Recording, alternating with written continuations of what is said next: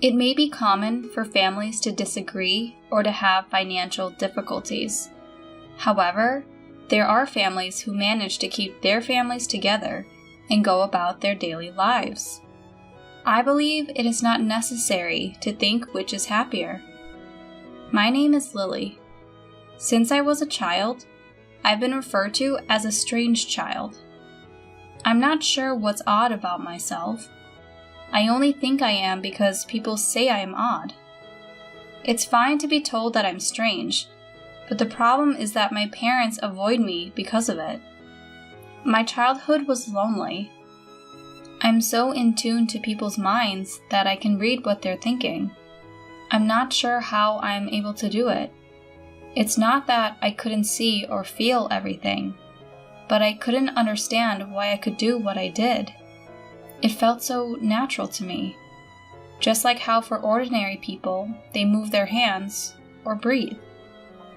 There was a time when I felt an evil emotion or a presence from a coworker who my father had brought home with him. I felt like we had to be careful with that person. I warned my mother, but she ignored me. Later, the coworker persuaded my father to sign a contract as a debt guarantor. My mother did not believe my story, but as my father was leaving the table with the coworker, I said, "Something tells me that the phrase joint and several is hazardous. I'm not sure what solidarity entails, but be cautious." As a result, my father reluctantly declined to sign as a co-signer. As a result, when his colleague declared bankruptcy and was unable to repay his debts, the entire burden did not fall on my father.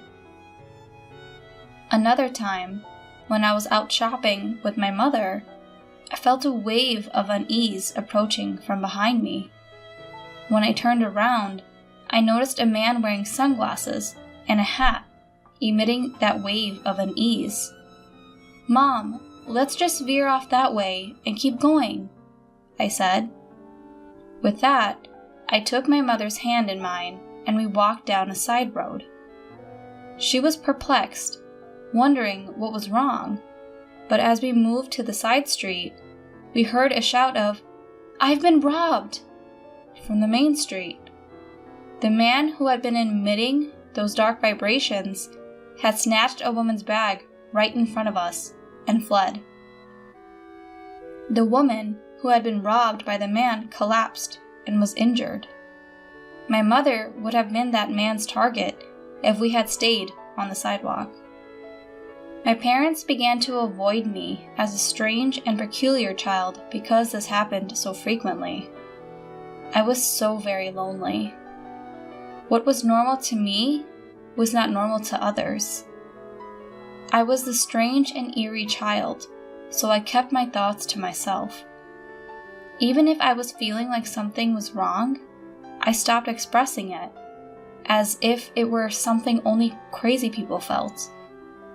I realized that if I didn't say anything, I was just like any other kid, and no one would think I was strange. Sophie, my younger sister, is 3 years younger than me. She is a typical child, unlike me. Unlike me, who is getting darker and darker as the years pass, my younger sister is becoming more adorable and cute. My younger sister was raised with the love from my parents, unlike me. My parents clearly preferred my younger sister to me. Sophie is a lovely young lady, but Lily is dark and shadowy. Lily is an odd child, despite the fact that she no longer says anything strange. I'm not going to say I've stopped saying strange things or feeling things only I can feel. It was something I made up to get by. I was sick of the pain this power was causing me, and I was doing everything I could to keep it under control. I grew up without my parents' love. It was either because my attempts to pretend I was normal gave the impression that I was unusual, or because once this unusual image was attached to me, it could not be erased. My younger sister, on the other hand, was raised with my parents' love. My spoiled sister sensed my parents' coldness and slight distance from me and began to look down on me. She used to say, "I don't like being around my sister because it transfers the darkness to me. I'm very attractive, but my sister has a negative impact on my image." She started saying things to put me down whenever she got the chance. My parents only tolerated her and made no attempt to correct her. She was approached by a scouter for an entertainment production company in town.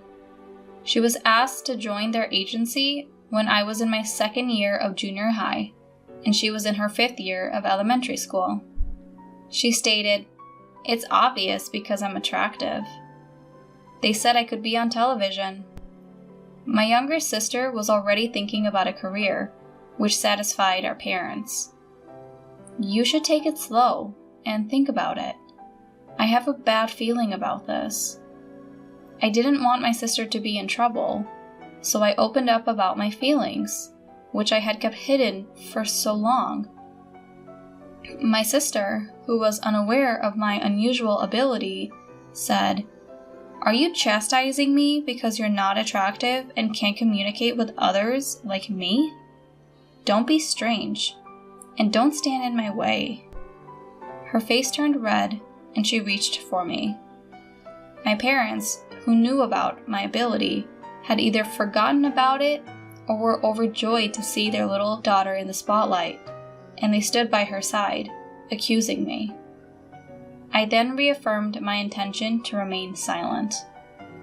I told myself that saying anything unnecessary would result in nothing good. An educational internship student was scheduled to visit my middle school one day. He was a male college student, a junior high graduate who aspired to be a physical education teacher. The trainee spoke of his educational dreams and gave a powerful speech to the teachers and students. He became very popular with the teachers and students, particularly the female students. As the intern responded briskly to the loud voices of the female students, I felt a black wave of dread wash over me. I had made it a rule to keep myself hidden and not reveal my unusual abilities. But when I saw that my classmates were in danger, I decided to break my own rule. I approached a teacher who appeared to understand what I was saying. "I know this is unexpected, but please believe me and help me."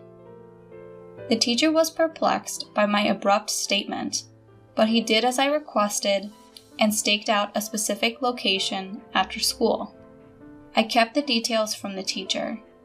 I didn't tell him the details because there was no way he'd believe me even if I did. But the teacher listened to me without any explanation. He might have been more than a simpleton.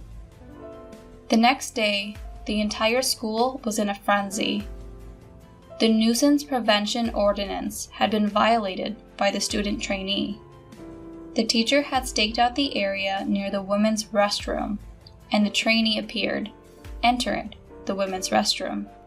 He set up a video camera within 15 minutes of starting the stakeout.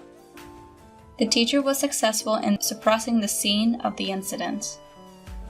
As a result, the female students were not victims of voyeurism and were not humiliated.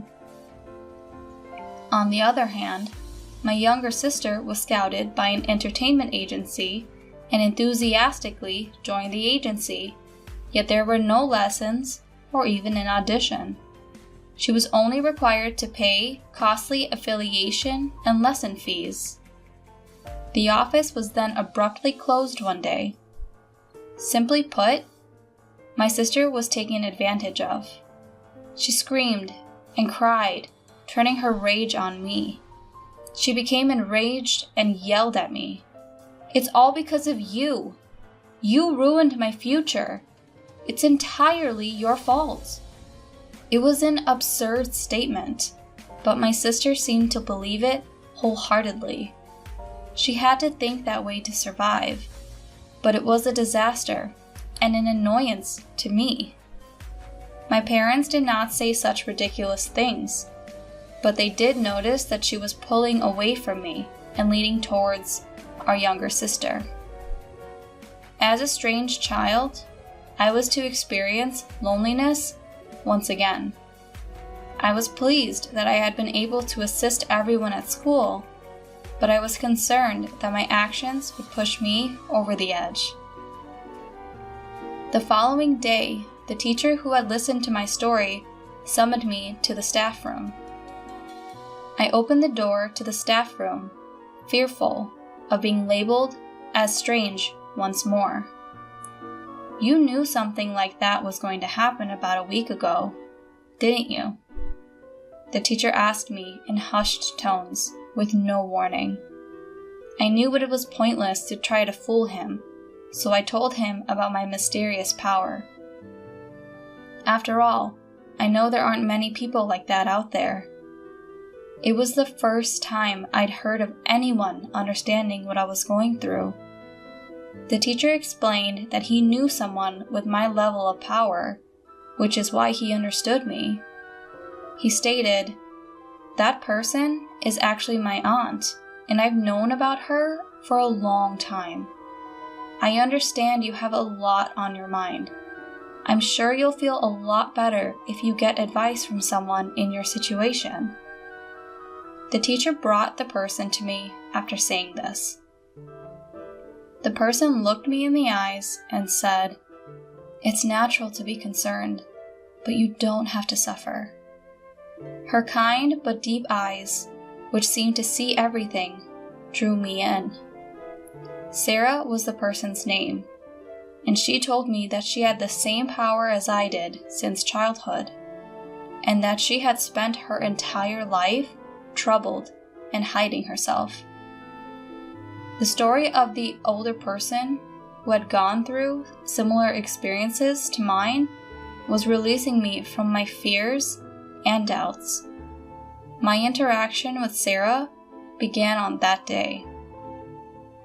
I addressed her as my mentor, but she laughed and replied, "Will you not call me that?" Sarah, or rather my mentor, changed my life. If I had lived a modest, shadowy existence, concealing who I was, but my consciousness was transformed. I was gradually able to live my daily life as a normal girl. However, since the incident at the entertainment agency, I have been unable to get close to my sister. In fact, we appear to be growing apart rather than together. It was normal for her not to talk to me, and the only time she did was to complain about something she didn't deserve or to make fun of me. I have no idea what triggers the switch. My psychic abilities also failed to predict my sister's emotional shifts. She used to say, "What's the big deal about you getting accepted to college? Aren't you just a mental flower garden?" My sister had failed the high school entrance exam at her first choice school, which she had been told she would definitely pass. She was able to enroll at a stopgap in a high school that she considered her second choice. As a result, my sister was furious that I had been accepted to her top choice university. I wasn't happy about it, and I wasn't bragging about it to my sister. She was simply making assumptions and disrespecting me. My parents only consoled and coddled my sister, who was going through a difficult time, and told me to go away and not to bother her. My sister didn't seem to like me either, despite the fact that I had grown up and become a better person since meeting my teacher. I guess she doesn't like me unless I'm a dark and gloomy inferior woman to her. My sister, on the other hand, is extremely intelligent. It's a wonder she didn't pass the high school entrance exam. She was very frustrated, and she channeled that frustration into her studies at the high school she enrolled in. As a result, she was the top student for 3 years and was accepted with a single shot into a difficult national university. She stated, "Heh, I got into the most difficult university. Your university is nowhere near mine." I responded to my sister's satisfied remark with a lighthearted, "Yeah, I guess so." I knew that getting too involved with her would be disastrous. My sister, on the other hand, thought my light response was a slight on her own brilliance and lashed out as hard as she could. My parents were scared of my sister, who would lose her temper until she calmed down, and whenever she got into this situation, all they could do was watch and worry. My parents blamed me for this and concluded by calling me a liar-troubled daughter. I wanted to argue with them about which of us was actually the troubled daughter, but I had to swallow those words because I had to go home and didn't want to complicate things. Aside from my sister, I was nearing the end of my college career and needed to make a decision about my life. I'm not as dark and withdrawn as I used to be, but I'm still not sociable, and I doubt my ability to form successful interpersonal relationships. My ability is to sense people's negative emotions. I can understand positive feelings, but people are more prone to negative feelings, and negative thoughts hurt me. I had been tossed around by swirling negative emotions in school, and I was on the verge of distrusting people. I was concerned if I could perform well in a corporate setting. I discussed this with my mentor. I was certain she had faced similar challenges, and I wanted to know how she overcame them. She stated, "I experienced the same difficulties that you are facing now. Maybe you should do something like me." She told me that she had spent a long time working as a fortune teller or counselor, assisting people with their problems. I have the ability to fully demonstrate my power and contribute to the world and others. As I can work freelance, I don't have to be part of an organization, and I don't have to deal with people's emotions or relationships, both of which I am afraid of. It's the ideal position for people like us. I decided to pursue the same job at the encouragement of my mentor. She showed me how to do the job and to find customers. Thanks to the internet, I can now work from home. When I told my parents and younger sister that, instead of getting a job after graduation, I would work from home, they said, "What exactly is it? What kind of job is it? What type of work is it? Then at the very least, you should do our housework. What about living costs?" That was my expected reaction from a parent, but I was disappointed that they had not been more supportive of me. While I assumed it was normal for them to expect housework and money, I was still sad. Because of this, I could see my sister disrespecting me even more in the future, which made me even more sad. So my life as a work-from-home employee began. There were no job offers at first, and it was a trial and error process, but with the assistance of my mentor, I gradually obtained a job. I couldn't do what my father asked me to, which was put money into the house, for about a year, so I devoted my energy to housework. My father was not pleased, but my mother was relieved that things were getting easier, and she kept him in check. When I put money into the house for the first time after about a year, my father made fun of me, saying, "You finally got some money, didn't you?" Even with the money, however, the number of household chores he shared with me did not increase, and my life remained the same. My sister graduated from university 2 years later and decided to work for a foreign affiliated company. Because it was a foreign company, the pay was good, and he told me, "Unlike my sister, I am not a member of the elite." My sister, who has found work outside of home, has made fun of the fact that I work from home. She stated, "I have no idea what you're doing working from home. Isn't that just for kicks? You're a parasite in your own home. My pay will increase, and I'm sure I'll be making 10 times more than my sister. Someone like you could never make that much money." My sister, who was promoted to chief after a year and a half with the company, also told me about it and made fun of me. My sister brags about her good salary, but she doesn't contribute anything to the household and doesn't help with any of the household chores. She delegated laundry, cleaning, meal preparation, and everything else to my mother and me. The work was between my mother and myself, but my mother delegated most of the work to me, so in effect, I was the one doing all the work. I said, "Sophie, you need to take better care of yourself. Instead of spending it all on yourself, you should put some money into the house." I informed her. Then she said, "You're a waste of space, sister.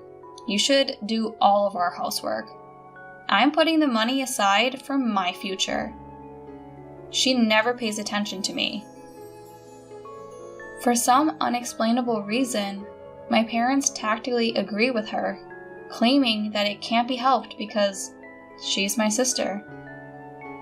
I wanted to stay in my current job because it was comfortable and familiar, but I was beginning to wonder what I should do with myself. My sister then made a shocking announcement. "I'm getting married." Because there was no warning, my parents and I were taken aback and froze. He is a wealthy man who earns more than $10 million per year. "Oh, I'm sorry I became happy first, sister. But isn't marriage just a pipe dream for a person like you?" My sister then said she'd bring her boyfriend the following Sunday. Sunday arrived, and while we were in a state of panic due to the rapid succession of events, the man she brought with her was a young man dressed in a suit and tie who appeared to be capable.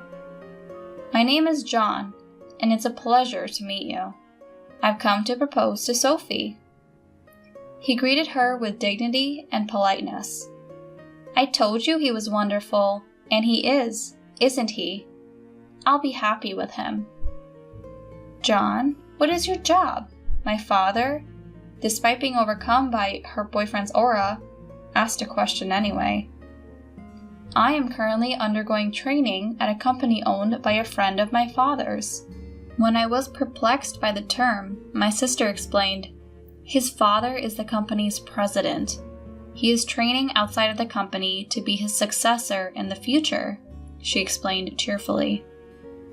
My sister seemed overjoyed at the prospect of marrying the company's future president.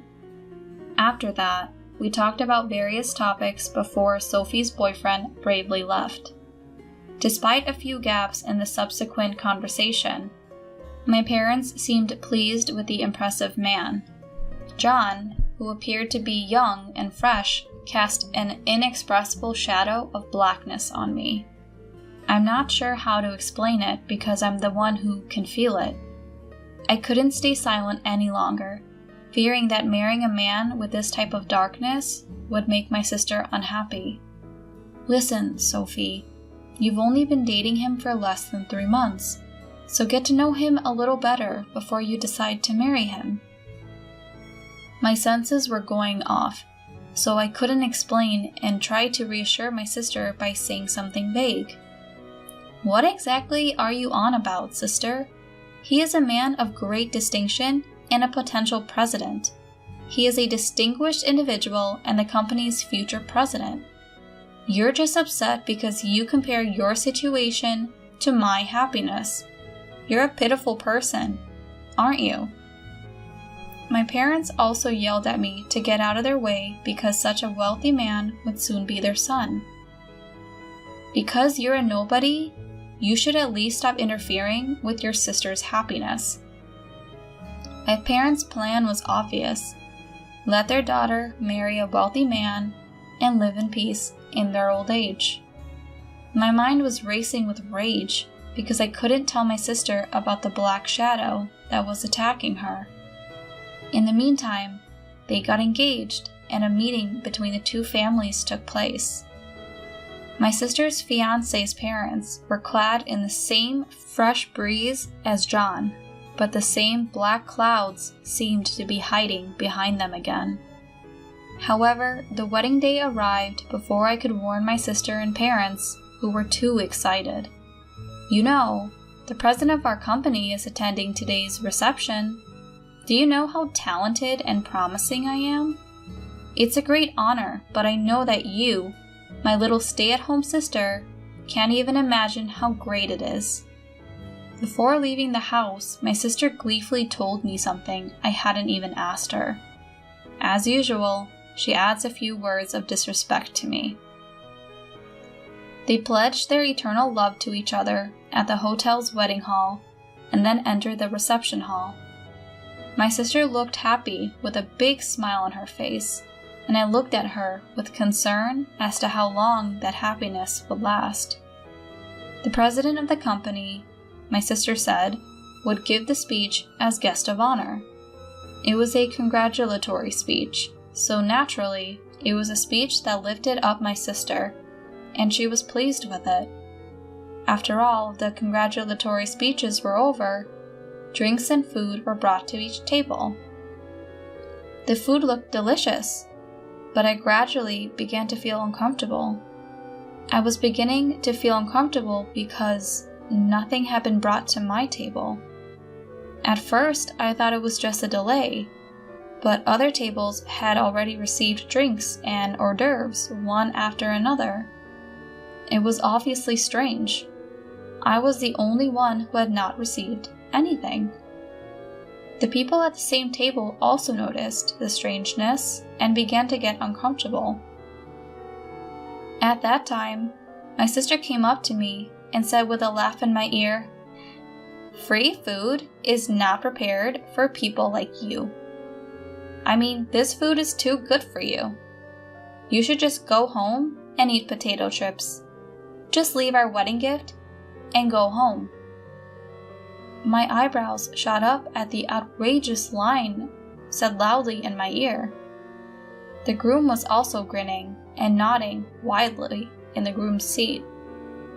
Even my parents pretended to be surprised at first, but when they said something like, well, Sophie is right," I was surprised at first, but that surprise was followed by a surge of anger. I never thought you could be this insane. Father and mother, you are too much. How could you accept such rudeness? My parents gave me a bitter look, but did not admonish my sister. "I understand. I'm going home.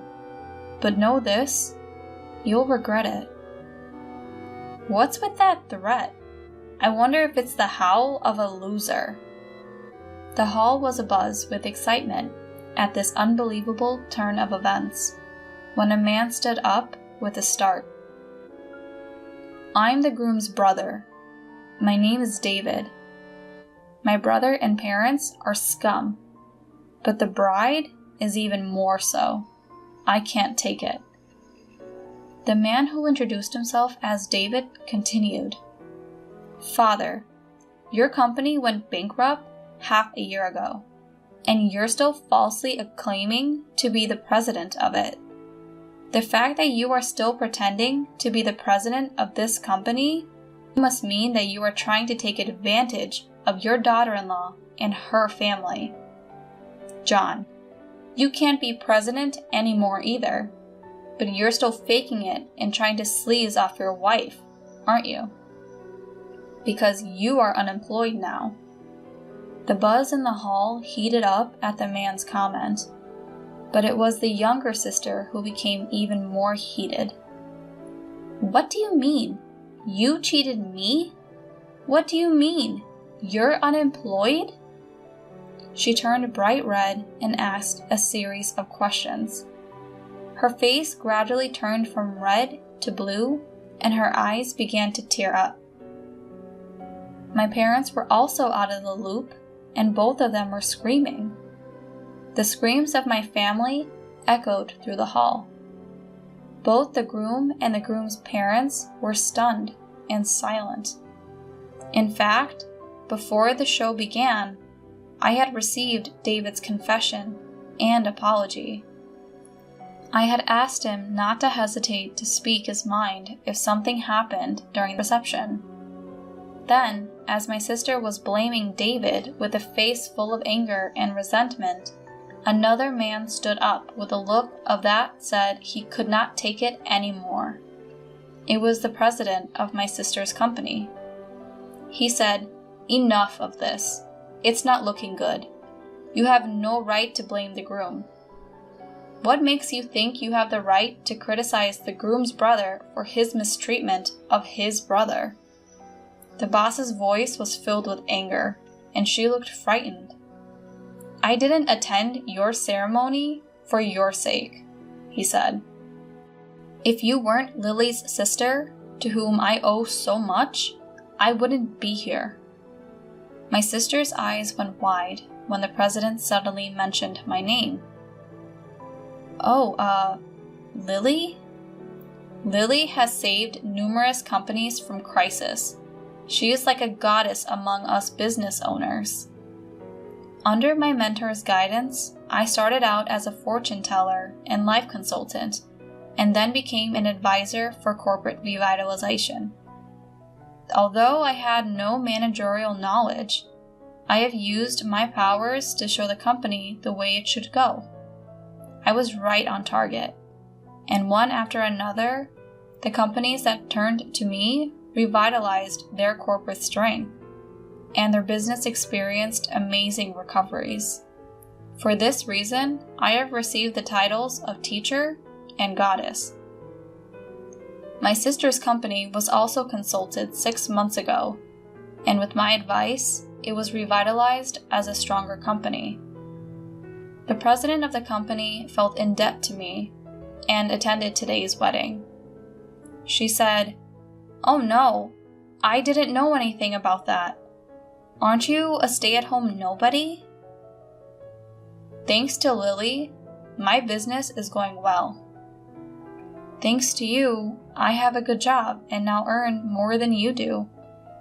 I put enough money into the house, but my parents don't care about me. What do you think all that money was for? Oh, that money wasn't Sophie's. The parents seemed to have misunderstood. There was no way she could have brought money into the house. The wedding party broke up in a heap of confusion. Naturally, the wedding gift was fully refunded to everyone. How are we going to pay for this ceremony now that we don't have all the money from the gifts? Besides, I had relied on John's income and signed a contract for a condominium in my name.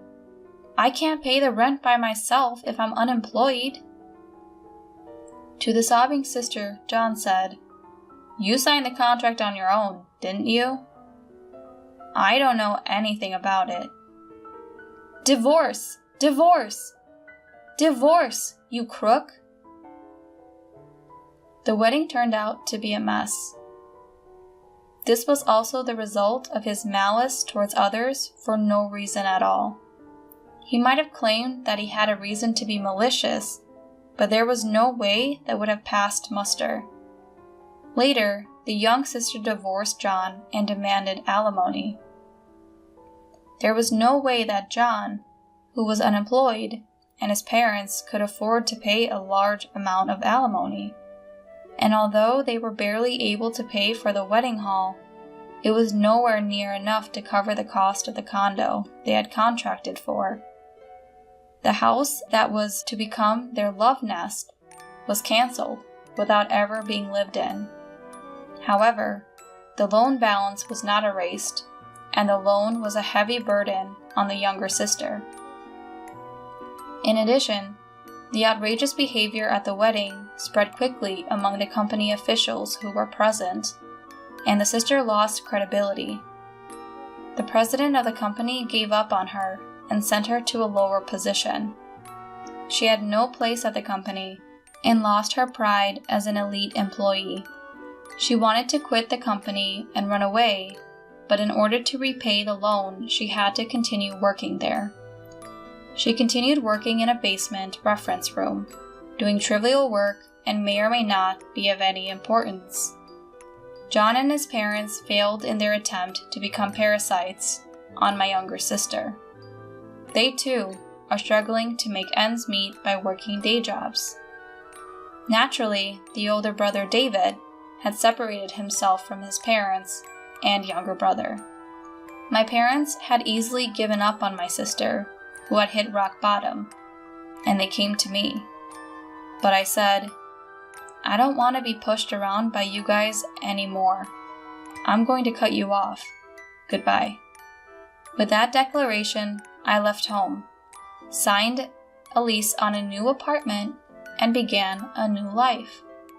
I took in my sister, who had fallen on hard times, and began to have trouble making ends meet. My sister's salary had been drastically reduced, and she could not afford to put any money into our parents' house. Naturally, I also stopped the money I had been putting in my parents' house.